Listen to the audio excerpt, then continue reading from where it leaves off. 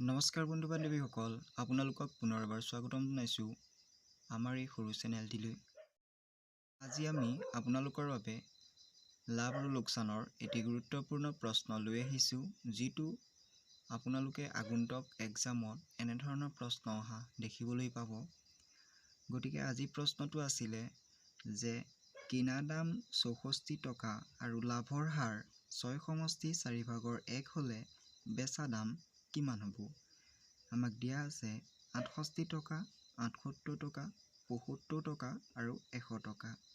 আমি যদি লাভ আৰু লোকচানৰ প্ৰশ্ন উত্তৰ কৰিবলৈ যাওঁ, তেতিয়াহ'লে লাভ আৰু লোকচানৰ কেইটামান অতি গুৰুত্বপূৰ্ণ নিয়ম আমি মনত ৰাখিব লাগিব। লাভ আৰু লোকচানৰ ক্ষেত্ৰত যিহেতু কিনা দাম আৰু বেচা দামৰ ওপৰত উলিওৱা হয়, সেয়েহে আমি লাভ আৰু লোকচানৰ কেইটামান গুৰুত্বপূৰ্ণ নিয়ম মনত ৰাখিম। আমি জানো যে লাভ আৰু লোকচানৰ ক্ষেত্ৰত সদায় কিনা দাম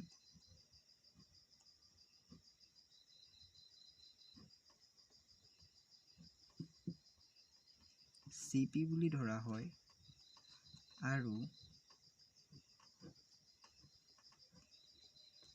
বেচা দাম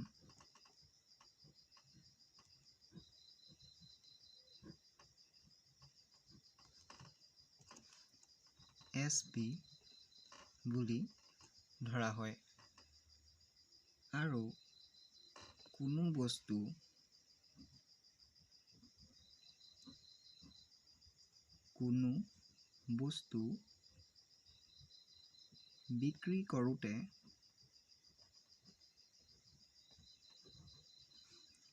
বিক্ৰী কৰোঁতে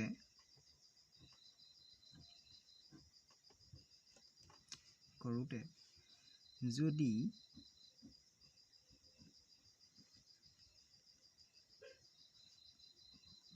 X% লাভ হয়, তেনেহ'লে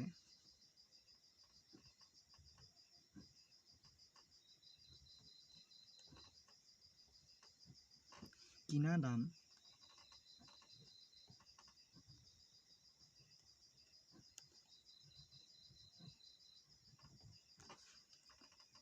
CP = 100/100 প্লাছ লাভ ইনটু SP, অৰ্থাৎ বেচা দাম। আৰু যদি কোনো বস্তু বিক্ৰী কৰোঁতে X%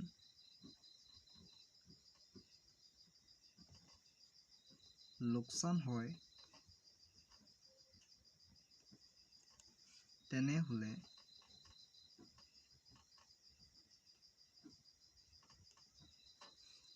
কিনা দাম মানে CP = 100/100 মাইনাছ লোকচান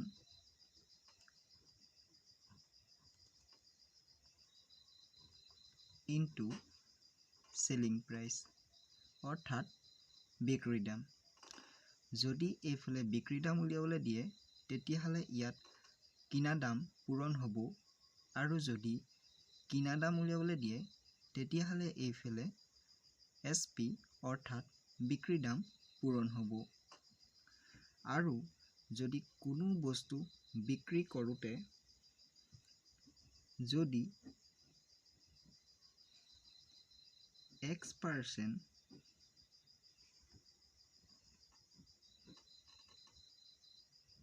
লাভ হয়, তেনেহ'লে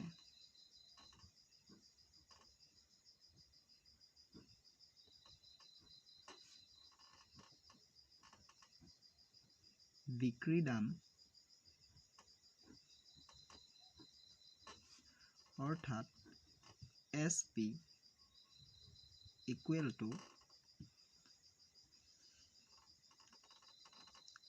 100 প্লাস লাভ বাই 100 ইনটু কিনা দাম অৰ্থাৎ CP। এইখিনিতে মনত ৰাখিব, যদি সেলিং প্ৰাইচ উলিয়াবলৈ দিয়ে তেতিয়াহ'লে লাভ বা লোকচান সদায় ওপৰত বহিব আৰু তলত 100 বহিব, আৰু যদি কিনা দাম উলিয়াবলৈ দিয়ে তেতিয়াহ'লে 100টো ওপৰত বহিব, তলত লোকচান বা লাভ বহিব। আৰু যদি কোনো বস্তু বিক্ৰী কৰোঁতে যদি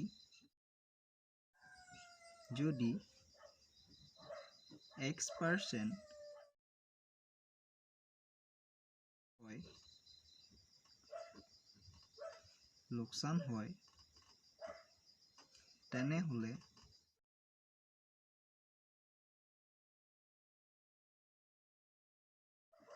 বিক্ৰী দাম অৰ্থাৎ selling price equal to 100 minus লোকচান বাই 100 ইনটু CP হ'ব। যদি কোনো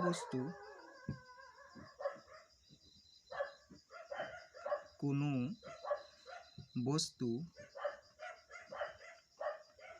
লাভ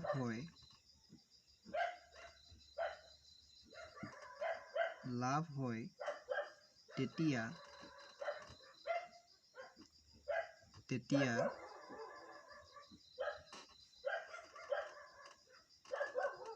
লাভ ইকুৱেল টু বেচা দাম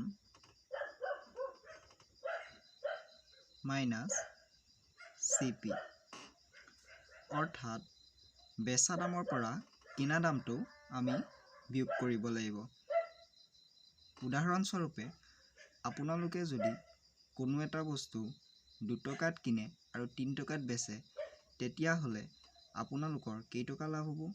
আপোনালোকে বেচা দাম 3 টকাৰটোৰ পৰা যদি 2 টকাটো মাইনাছ কৰি দিয়ে তেতিয়াহ'লে আপোনালোকৰ লাভ কেইটকা হ'ল? 1 টকা। গতিকে 2 টকাত 1 টকা লাভ হ'ল, আৰু 2 টকাত 1 টকা লাভ হ'লে আপোনাৰ 50% লাভ হয়। গতিকে যদি কোনো বস্তু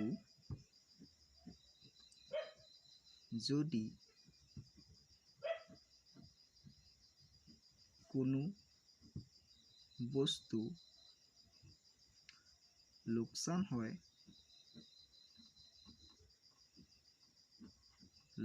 হয় তেতিয়া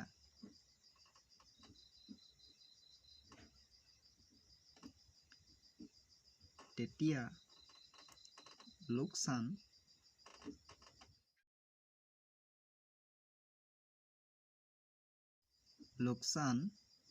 ইকুৱেল টু কিনা দাম মাইনাছ বিক্ৰী দাম। যিহেতু আপোনালোকে যদি 4 টকাত বস্তুটো আনি 3 টকাত বেচে তেতিয়াহ'লে আপোনালোকৰ 1 টকা নিশ্চয় লোকচান হ'ব। সেয়েহে লোকচান উলিয়াবলৈ হ'লে সদায় আমি কিনা দামটোৰ পৰা বিক্ৰী দামটো বিয়োগ কৰিম, আৰু যদি লাভ উলিয়াবলৈ দিয়ে তেতিয়াহ'লে বেচা দামটোৰ পৰা কিনা দামটো আমি মাইনাছ কৰিম। এতিয়া যদি আমাক শতকৰা লাভ উলিয়াবলৈ দিয়ে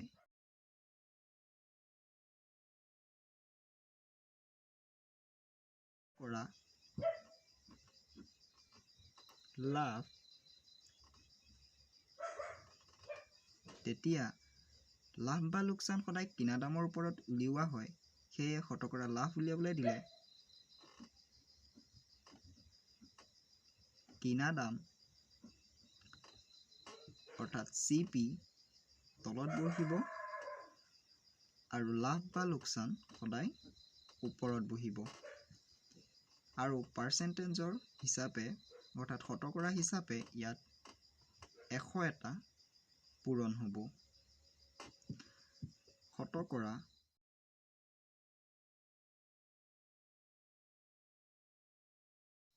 লোকচান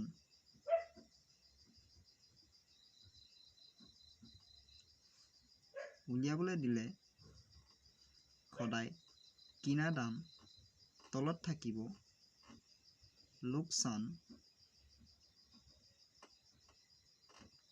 ওপৰত থাকিব শতকৰা হিচাপত ইয়াত 100 এটা পূৰণ হ'ব। এতিয়া আমি প্ৰশ্নটো চাম। এতিয়া আমি প্ৰশ্নলৈ আকৌ এবাৰ উভতি আহোঁ।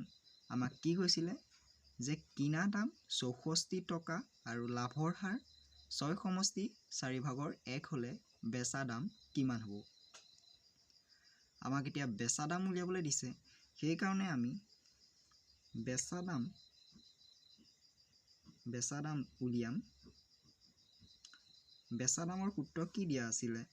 যদি কোনো বস্তু লাভ হয়, লাভৰ বেচা দাম, ইয়াত লাভৰ বিক্ৰী দাম কিমান দিয়া আছে? বেচা দাম, গতিকে ইয়াত আমি SP উলিয়াব লাগিব। বেচা দাম সূত্ৰটো কি দিয়া আছে? বিক্ৰী দাম SP = 100 প্লাছ লাভ কিমান দিয়া আছে? 6/4 গতিকে আমি ইয়াত পাতি দিম 6/4 তলত 100 বহিব আৰু এইফালে SP হ'লে বিক্ৰী দাম হ'লে ইফালে কি পূৰণ হ'ব? সদায় কিনা দাম পূৰণ হ'ব। অৰ্থাৎ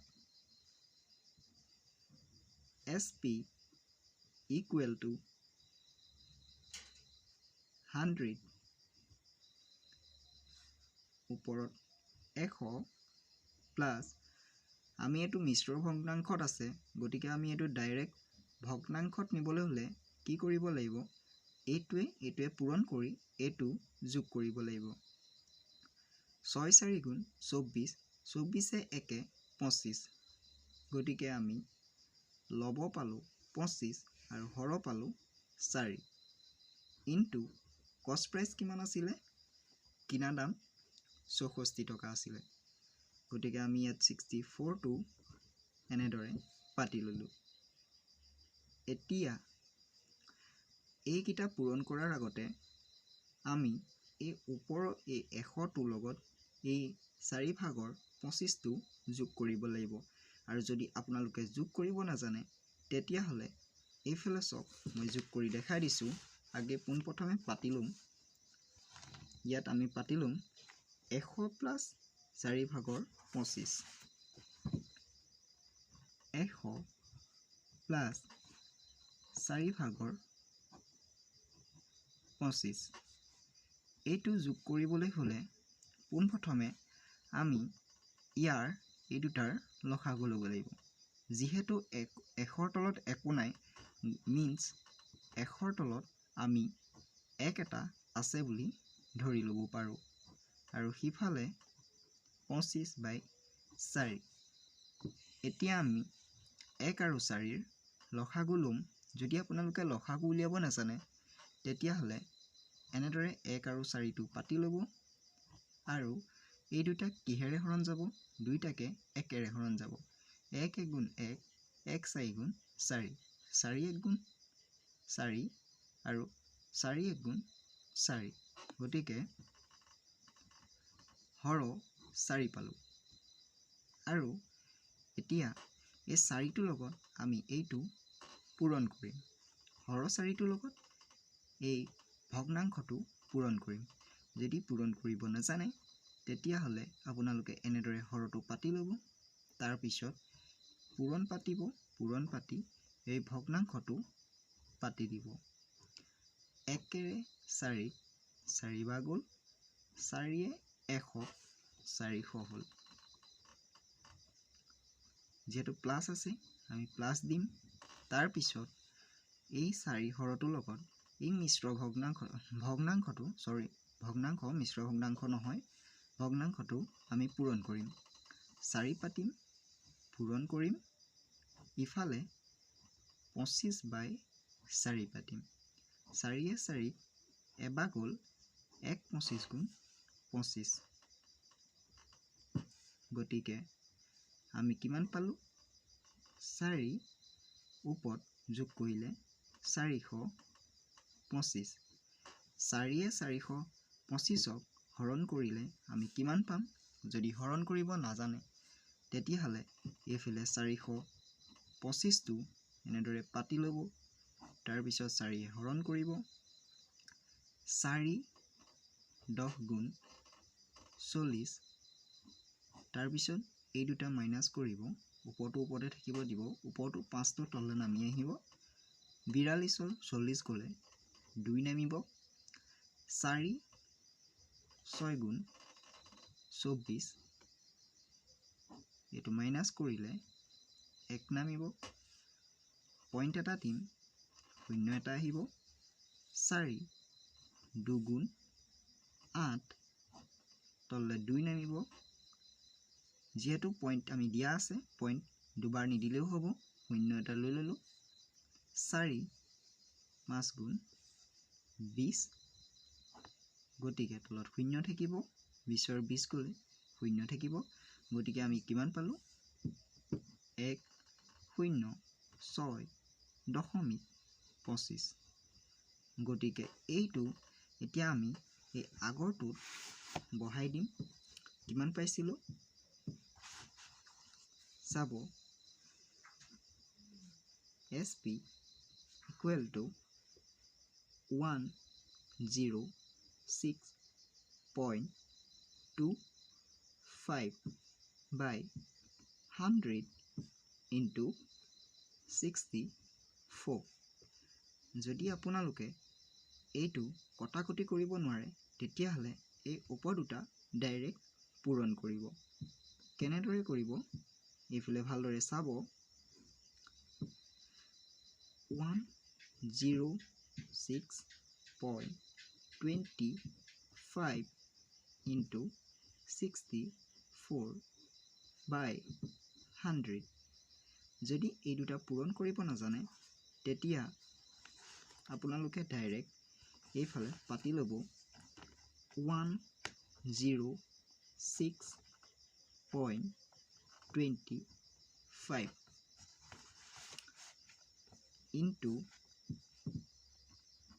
64 যেহেতু পূৰণ কৰোঁতে এই দশমিকটো আপোনালোকে নাই বুলি ধৰি ল'ব বৰ্তমান পূৰণ কৰিব 4 5 গুণ 20ৰ 0 উকলিলে 2 4 2 গুণ 8 8 2 10 10ৰ 0 উকলিলে 1 4 6 গুণ 24 24 1 25 25ৰ 5 উকলিলে 2 4 0 গুণ 0 0 2 2 4 1 গুণ 4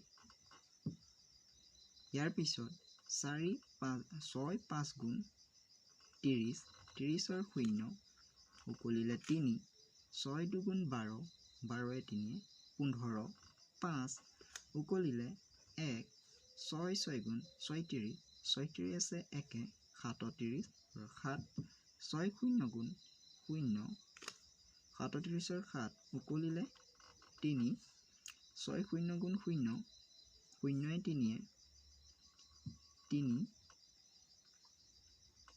6 1 গুণ 6 এই দুটা আমি যোগ কৰিম এতিয়া 0 0 পাছে পাছে 10ৰ 0 উকলিলে 1 2 7 9 1 10ৰ 0 উকলিলে 1 4 3 7 7 1 8 6টো তললৈ নামি আহিব যেহেতু ওপৰত দুটা আগত পইণ্ট আছিলে এইকণত আমি পইণ্টটো নাই বুলি ধৰি লৈছিলোঁ যেহেতু পইণ্ট আছিলে এইটো যেহেতু পইণ্ট আছিলে সেই পইণ্টটো কেইটাৰ আগত আছিলে দুটাৰ আগত গতিকে আমি এইফালৰ পৰা দুটাৰ আগত পইণ্টটো বহাই দিম 1 2 গতিকে এই ডখত দশমিকটো বহাই দিলে কিমান হ'ব দশমিকৰ পিছত যেহেতু শূন্যৰ কোনো কাম নাই গতিকে আমি শূন্য দুটা নধৰোঁ গতিকে 6800 এইটো আমি ইয়াত বহাই দিম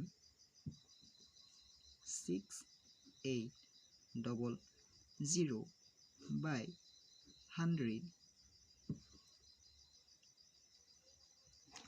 ইয়াৰ পিছত এতিয়া 6800 আমি যদি ডাইৰেক্ট কটাগুৰি কৰোঁ 0 0 কটা যাব 0 0 কটা যাব ইকুৱেল টু 68 থাকিব। গতিকে আমাৰ 68 টকা SP হ'ব। মানে আমাৰ ইয়াৰ অপশ্যন 1টো শুদ্ধ হ'ব। যদি আপোনালোকে এইটো কটাকটি কৰিব নিবিচাৰে তেতিয়াহ'লে আপোনালোকে এইফালে পাতি ল'ব। এইদৰে 6800টো পাতি ল'ব। ইয়াক 100ৰে হৰণ কৰিব। এটা শূন্য নাই বুলি ধৰি ল'ব। ইয়াতো এটা শূন্য কমাই দিব, ইয়াতো এটা শূন্য কমাই দিব। 10 6 গুণ 60 হ'ব। 10 8 গুণ 80 হ'ব। গতিকে 680 10 বা মানে 68 10 গুণ 680 হ'ব। শূন্যটো আঁতৰাই দিয়া আছিলে, গতিকে শূন্যটো ইয়াত বহাই দিলোঁ। গতিকে 168 গুণ 6800 হ'ল। গতিকে আমাৰ 68 পালোঁ। গতিকে আমাৰ কিমান হ'ব অপশ্যন 68 টকাটো ইয়াত শুদ্ধ হ'ব। গতিকে আজিৰ ভিডিঅ' ইমানেই আছিলে। যদি ভিডিঅ'টো চাই ভাল পালে তেনেহ'লে লাইক এটা কৰি চেনেলটো প্লিজ ছাবস্ক্ৰাইব কৰি ল'ব। ধন্যবাদ।